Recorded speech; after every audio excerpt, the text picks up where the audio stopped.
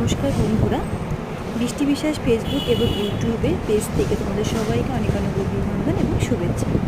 So আজকে ছিল WBJ exam, তো সেখানেই আমার ইনভিজিলেটর হিসেবে ডিউটি ছিল। তো আমি ঠিক চলে এসেছি যথাসময় আমার কলেজে।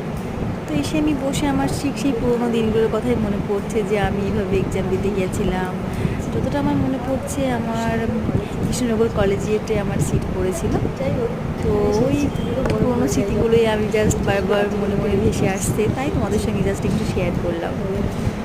তো আজকে একটা মায়ের শাড়ি পরে চলে এসেছি। তো আমার শাড়ি পরতে বেশ ভালোই লাগে, বাট আজ প্রচণ্ড গরম ছিল যথারীতি, তাও ওই আর কি পরে নিয়েছি।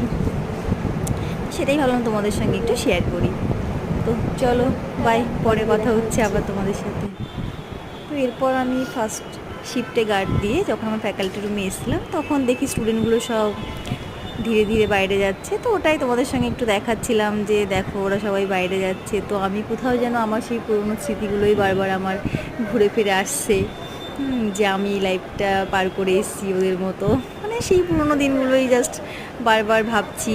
ওটাই তোমাদের সঙ্গে জাস্ট একটু শেয়ার করলাম। তো চলো, টাটা। যথারীতি আমার ছুটি হয়ে গেছে। সেকেন্ড শিফটে গার্ড কমপ্লিট করার পর 4টের পর আমি জাস্ট খাতাপত্র জমা দিয়ে বেরিয়ে গেছি বাড়ির উদ্দেশ্যে।